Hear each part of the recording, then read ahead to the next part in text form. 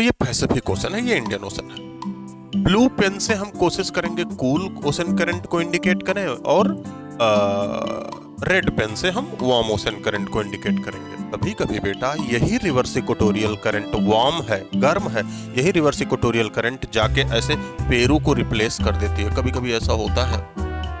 तो पेरू के कोस्ट पे ये जो ठंडी जलधारा है, ये रिवर्स इक्वेटोरियल ने उसे रिप्लेस कर दिया, मतलब ये गर्म हो जाती है। इसी को एल नीनो फेनोमेना कहते हैं। तो फिर ऐसे नॉर्दर्न पैसिफिक स्ट्रीम, यहाँ एक अलास्का की करंट चलती है। अब अलास्का की करंट कहीं कहीं ठंडी दिख रहा होगा, कहीं कहीं गर्म, तो इसका मतलब बेटा वो सीजनल है। इसी सीजन में जनवरी के महीने में ये ठंडी हो जाती है ना, जुलाई के महीने में गर्म, ऐसे इसी तरीके से मतलब जनवरी और जुलाई के महीनों में इसका नेचर बदलता रहता है। तो साउथ अमेरिका में एक जगह मिलेगी अरिका। अरिका दुनिया का ड्राइएस्ट प्लेस है। आपको जब मैं साउथ अमेरिका पढ़ा रहा था तो मैंने ये भी बताया था लेक टिटिकाका यही है, और लेक टिटिकाका में इतनी ऊंचाई पर होने के बावजूद उसका पानी जमता नहीं।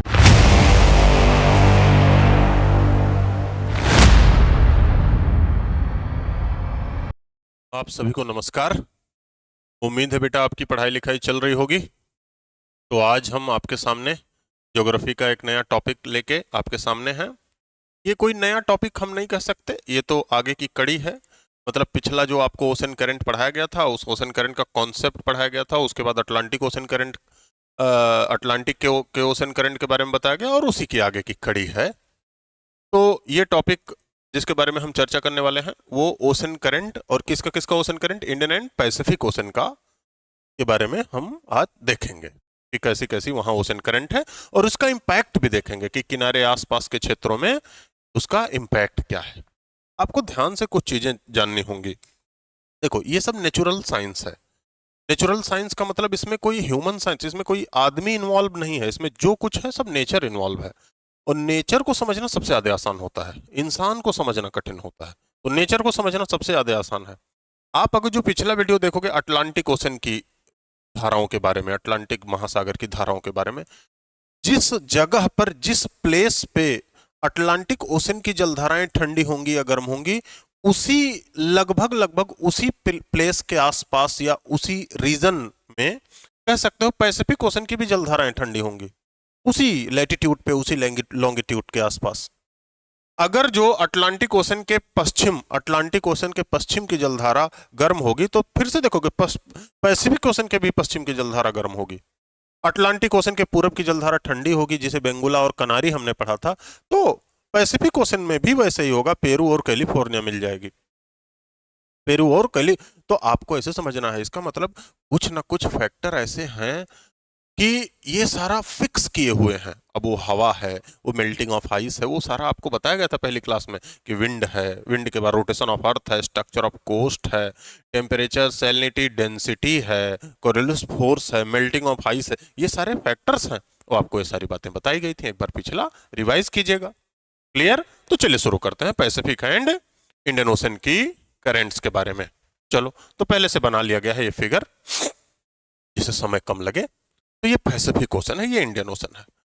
ब्लू पेन से हम कोशिश करेंगे कूल ओशन करंट को इंडिकेट करें, और रेड पेन से हम वार्म ओशन करंट को इंडिकेट करेंगे। तो फिर से देखो, ये पैसिफिक ओशन का, ये मतलब आप वीडियो देख रहे हो तो राइट साइड आपके पैसिफिक ओशन का ईस्टर्न पार्ट है, लेकिन नॉर्थ और साउथ अमेरिका का ये वेस्टर्न होगा। ओशन का ईस्टर्न, कॉन्टिनेंट का वेस्टर्न होता है। ओशन का वेस्ट, कॉन्टिनेंट का ईस्ट होता है। तो आपको बताया था ट्रॉपिकल रीजन में बेटा, ये ट्रॉपिकल रीजन है। ट्रॉपिकल रीजन में यहां से बाहर हवा चलती है, यहां से बाहर हवा चलती है।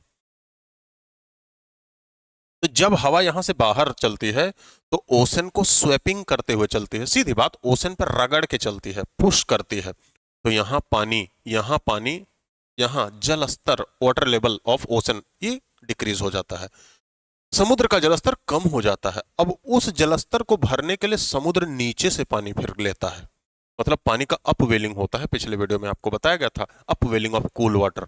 और जब ठंडे पानी का अपवेलिंग होता है तो इसलिए कैलिफोर्निया और ये पेरू दोनों गर्म ना होके ठंडी जलधाराएं हो जाती हैं। पानी ठंडा तो ठंडी जलधारा। जब ये ठंडी जलधाराएं होंगी तो फिर ये आगे बढ़ने के बाद ये फिर इक्वेटर के पैरेलल जब फ्लो करना शुरू करती हैं, इक्वेटर के पैरेलल जब फ्लो करना शुरू करते हैं बेटा, तो फिर ये अपना टेम्परेचर थोड़ा सा राइज कर देंगे, इसीलिए इन्हें गर्म माना जाता है। ये पेरू हो या कैलिफोर्निया, और ये इक्वेटर के पैरेलल फ्लो करने लग रही हैं। और क्यों इक्वेटर के पैरेलल फ्लो करने लग रही हैं? क्योंकि पृथ्वी का रोटेशन वेस्ट से ईस्ट की तरफ है। ये वेस्ट से ईस्ट की तरफ है, पृथ्वी का रोटेशन ऐसे है। देखो आपको पिछले वीडियो में, पृथ्वी का रोटेशन वेस्ट से ईस्ट की तरफ है, और जो वेस्ट से ईस्ट की तरफ है, तो आप खुद देखो, ये नॉर्थ अमेरिका, ये साउथ अमेरिका। अब नॉर्थ और साउथ अमेरिका के बगल में यहाँ आपने देखा, यहाँ आपने देखा कैलिफोर्निया, यहाँ आपने देखा पेरू। और जब पृथ्वी इधर मूव करे तो ये जलधाराएं उसके उल्टा, इसके उल्टा मूव कर रही हैं। मतलब अगर जो पृथ्वी वेस्ट से ईस्ट मूव कर रही है, तो जलधाराएं उसके अपोजिट मूव कर रहे हैं। आपको बताया था लॉ ऑफ इनर्शिया। भाई ये पोडियम अचानक आगे जा रहे हैं तो मैं पीछे हो जाऊंगा, जैसे बाइक पे होता है। तो फिर ये जलधाराएं उसके उल्टा मूव कर रही हैं। मतलब इन जलधाराओं के चलने के कारण क्या हो सकते हैं? रोटेशन ऑफ अर्थ सबसे बड़ा कारण होगा, रोटेशन ऑफ अर्थ। और तमाम छोटे मोटे कारण हैं, विंड भी तो है, लेकिन रोटेशन ऑफ अर्थ होगा। तो इस जलधारा को बोला गया नॉर्थ इक्वेटोरियल, इस जलधारा को बोला गया साउथ इक्वेटोरियल। अब ये जलधाराएं जैसे इधर आई, स्ट्रक्चर ऑफ कोस्ट ऐसा रहा कि इधर इन्हें मोड़ना पड़ा, और फिर कोरियोलिस फोर्स भी लग रहा है। जैसे इधर आई, यहां स्ट्रक्चर ऑफ कोस्ट ऐसा रहा कि इन्हें इधर मोड़ना पड़ा, और कोरियोलिस फोर्स भी लग रहा है। आपको समझना होगा। ऑस्ट्रेलिया के ईस्ट में फ्लो होने वाली ये हो गई ईस्ट ऑस्ट्रेलियन। जापान फिलीपींस के ईस्ट में होने वाली ये हो गई क्यूरोसियो, क्यूरोसियो, क्यूरोसियो करंट। अब आप फिर देखो, यहां से इतना लंबा चौड़ा पानी आता है, नॉर्थ इक्वेटोरियल साउथ इक्वेटोरियल, यहां से टकराता है, कुछ बैक हो जाता है।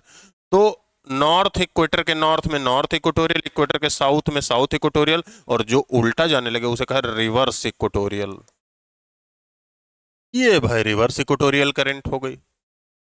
कभी कभी बेटा यही रिवर्स इक्वेटोरियल करंट वार्म है, गर्म है, यही रिवर्स इक्वेटोरियल करंट जाके ऐसे पेरू को रिप्लेस कर देती है। कभी कभी ऐसा होता है।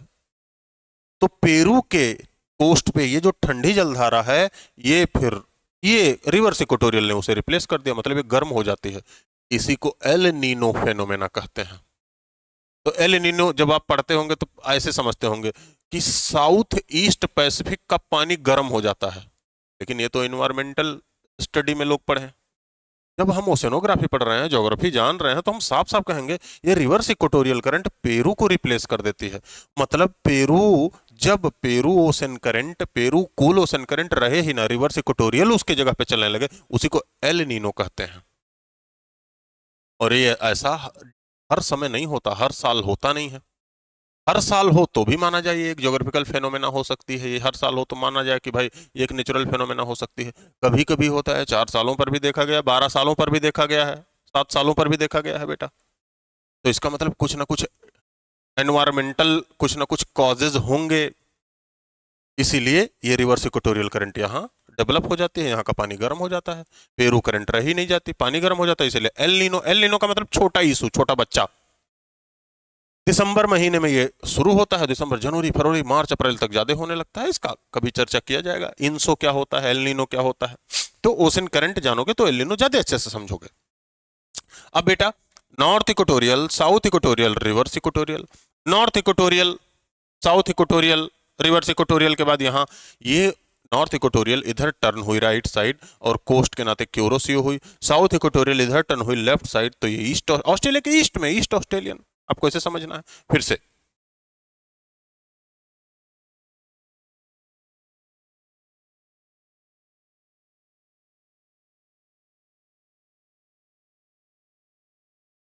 इधर से आपको बताया गया था, अटलांटिक में भी हमारी चर्चा हुई थी कि बर्फ के गलने से जलधाराएं भी आती हैं। बर्फ गलता है तो भी जलधाराएं निकलती हैं। तो ये क्यूरोसियो, तो ये ओयासियो, और क्यूरोसियो और ओयासियो मिलता है तो वेस्टर्ली विंड के इफेक्ट में आ जाता है ये सब।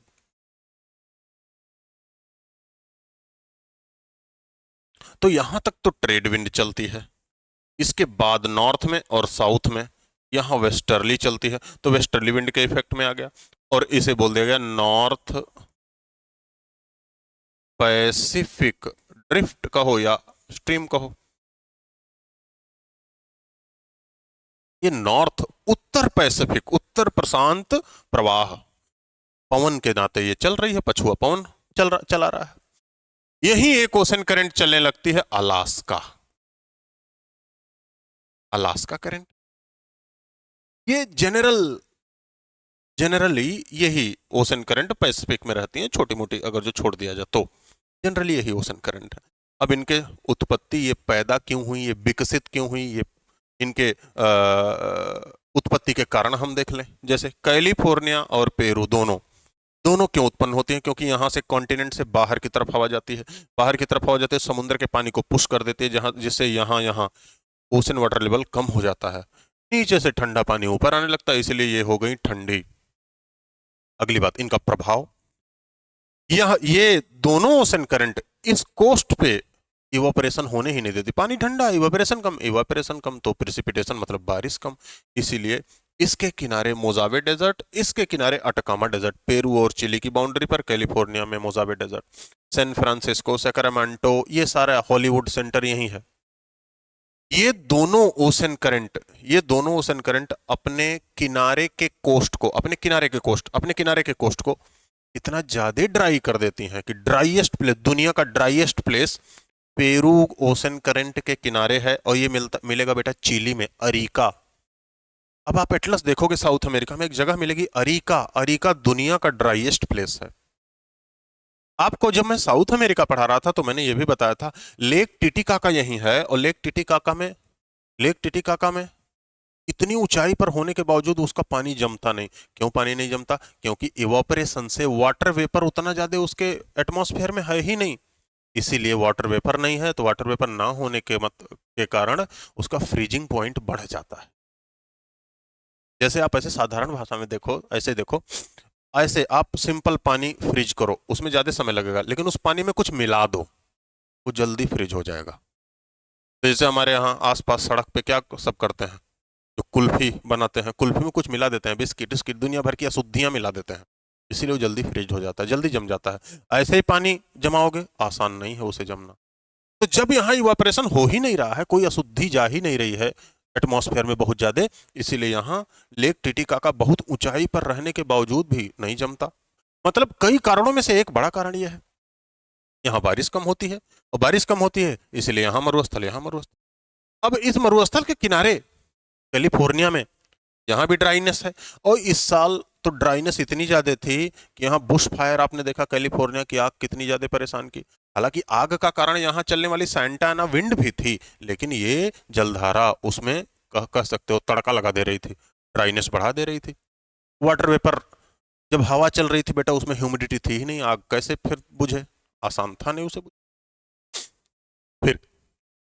तो इन दोनों के बगल में मेडिटेरियन सी टाइप क्लाइमेट भी है। मेडिटेरियन सी टाइप क्लाइमेट के नाते यहाँ रसदार फलों, जूस फ्रूट का उत्पादन होता है, तो जूस फ्रूट का उत्पादन वहीं होगा, उसी के आसपास होता है जहाँ ठंडी जलधाराएं होती हैं। तो कॉन्टिनेंट के वेस्ट में इसीलिए मेडिटेरियन सी टाइप क्लाइमेट मिलता। आगे, ये जब नॉर्थ इक्वेटोरियल हो गई, साउथ इक्वेटोरियल हो गई, ये तो रोटेशन, पृथ्वी का रोटेशन इधर से इधर की तरफ है, तो इसीलिए मतलब वेस्ट से ईस्ट की तरफ है, इसीलिए इसके अपोजिट ये जलधाराएं मूव करती हैं। साथ साथ ट्रेड विंड भी ऐसे मूव करते हैं, तो ट्रेड विंड भी इसे स्वेपिंग करते हुए लेके चली जाती है।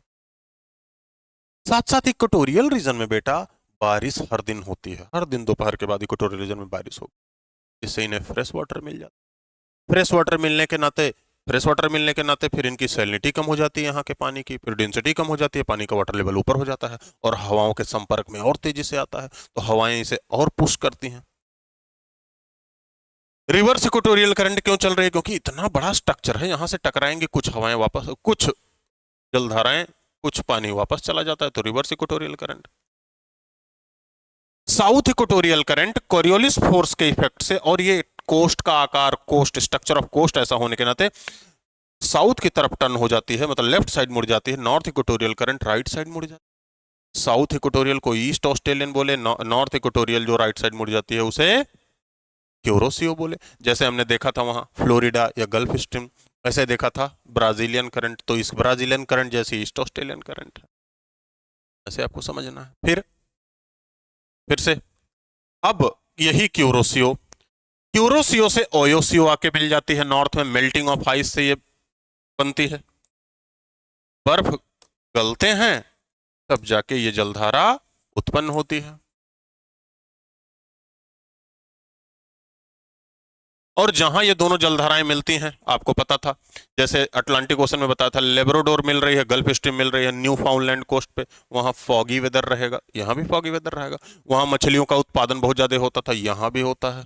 चाइना सी, जापान सी में, जापान मछली के उत्पादन में आगे है, चाइना मछली के उत्पादन में आगे है, तो यहाँ मछलियों का उत्पादन सबसे अधिक होता है। जहां ठंडा और गर्म पानी मिलेगा वहां मरीन बायोडाइवर्सिटी अधिक होगी, कोरल अधिक होंगे, छोटी मछलियां अधिक उन्हें खाने के लिए अधिक होंगी।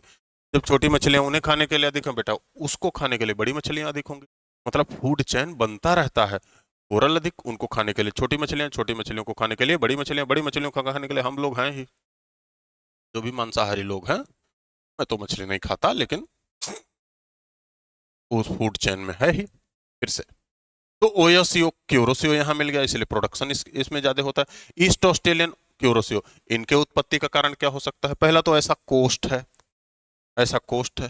दूसरा, विंड भी आती है, पुश करती है। तीसरा, इन जगहों पर बारिश भी ज्यादा होती है, तो बारिश ज्यादा होती है तो फ्रेश वाटर मिलता है, सैलिनिटी डेंसिटी कम हो जाता है। चौथा, ये जो पानी, हवा हवा इधर से हवा ढकेल के पानी ला रही है, कौन सा पानी है? ऊपरी, समुद्र के ऊपरी लेयर का पानी है। तो ऊपरी लेयर का पानी सनलाइट के डायरेक्ट संपर्क में रहता है, तो पानी भी गर्म है। यूरोसियो, ओयोसियो, ठीक है, ईस्ट ऑस्ट्रेलियन। तो इसके बाद जब ओयोसियो और क्यूरोसियो दोनों मिल जाती हैं, तो फिर बेटा यहां इसके बीच के बाद इधर और इधर ये वेस्टर्ली विंड चलती है। वेस्टर्ली विंड के इफेक्ट से ये नॉर्दर्न पैसिफिक स्ट्रीम चलने लगती है। यही नॉर्दर्न पैसिफिक स्ट्रीम कहीं ना कहीं टर्न होती है राइट साइड, क्योंकि कोरियोलिस फोर्स है, और यही आगे भी बढ़ जाती है, टर्न होती है राइट साइड पे, बाद में कैलिफोर्निया ही बन जाती है। सर्कुलर चलता रहता है, ये भी सर्कुलर ऐसे चलता रहता है बेटा, ये ऐसे चलता रहता है। ये आपको बताया था कि ये वेस्टर्ली ड्रिफ्ट हो जाती है, हर ओशन में चलती है वेस्टर्ली ड्रिफ्ट, आपको बताया था अटलांटिक ओशन में, आपको बताया था। तो फिर ऐसे नॉर्दर्न पैसिफिक स्ट्रीम, यहाँ एक अलास्का की करंट चलती है। अब अलास्का की करंट कहीं कहीं ठंडी दिख रहा होगा, कहीं कहीं गर्म, तो इसका मतलब बेटा वो सीजनल है। किसी सीजन में, जनवरी के महीने में ये ठंडी हो जाती है ना, जुलाई के महीने में गर्म, ऐसे इसी तरीके से मतलब जनवरी और जुलाई के महीनों में इसका नेचर बदलता रहता है। क्लियर? तो इसी तरीके से प्रशांत महासागर की जलधाराएं। अब प्रशांत महासागर की जलधाराओं में आप देखोगे, प्रशांत महासागर की जलधाराओं में इस ट्रॉपिकल रीजन में यहां से और यहां तक, इस ट्रॉपिकल रीजन में ऐसे ट्रेड विंड चलते हैं। यहाँ नॉर्दर्न हेमिस्फीयर में राइट साइड मुड़ के, और सदर्न हेमिस्फीयर में लेफ्ट साइड, नॉर्दर्न हेमिस्फीयर में राइट साइड, सदर्न हेमिस्फीयर में ट्रेड विंड चलती है। और बेटा जब ये रिवर्स इक्वेटोरियल करंट पेरू को रिप्लेस करती है, तो यही ट्रेड विंड बदल जाता है, वेस्टर्ली तेज हो जाती है, इसीलिए हमारे यहाँ मॉनसून कम होता है। तो उसकी बात भी हम कभी करेंगे। तो अगर जो प्रशांत महासागर की जलधाराएं हो गई, तो ऐसे ही इंडियन ओशन की ओशन करंट देख लेते हैं, यहीं देख लेते हैं, फिर दूसरे पेज में भी देख लेंगे, ध्यान दीजिए। जैसे हर कॉन्टिनेंट के वेस्ट में ऑफशोर विंड चलती है, कूल करंट है, ऐसे यहां भी कूल करंट है। और ये ईस्ट ऑस्ट्रेलियन वार्म और ये वेस्ट ऑस्ट्रेलियन ये कूल होगा। यहां हवा बाहर जाती है तो अपवेलिंग होता है पानी का। फिर से जैसे यहां साउथ इक्वेटोरियल चलती है, ऐसे यहां भी साउथ इक्वेटोरियल चलती है। जैसे ये साउथ इक्वेटोरियल इधर ईस्ट ऑस्ट्रेलियन बन गई, ऐसे ये साउथ इक्वेटोरियल इधर आके एग्लूहस बन गई, एग्लूहस करंट बन गई। कभी कभी यहां बेटा रिवर्स इक्वेटोरियल करंट चलती है, नहीं तो ऐसा होता नहीं है, क्योंकि यहां मालदीव वगैरह ज्यादा एरिया है, कॉन्टिनेंटल इफेक्ट है। कभी कभी आपसे ऐसे पूछ लिया जाए, सबसे ज्यादा क्लियर ओशन करंट अटलांटिक में, उससे कम क्लियर पैसिफिक में, सबसे कम क्लियर इंडियन ओशन में मिलती है। क्यों? Continental effect. महासागर में, प्रशांत महासागर को अगर जो देखा जाए तो वो बहुत बड़ा है बेटा। अटलांटिक में क्लियर क्यों है? क्योंकि स्ट्रक्चर उस तरीके से है, क्लियर है। प्रशांत महासागर में कम क्लियर है क्योंकि उसका आकार ही बहुत बड़ा है, और हिंद महासागर में क्लियर उतनी ज्यादा है ही नहीं, क्योंकि उसका आकार बहुत ही छोटा है, आप ऐसे समझो कि कॉन्टिनेंटल इफेक्ट है, आसपास महाद्वीपों की संख्या ज्यादा है। मतलब आप खुद सोचो, साउथ इक्वेटोरियल करंट तो यहाँ चल रही है, कभी कभी रिवर्स इक्वेटोरियल करंट चलती है, नॉर्थ इक्वेटोरियल चल ही नहीं पाती, श्रीलंका है यहाँ, मालदीव है।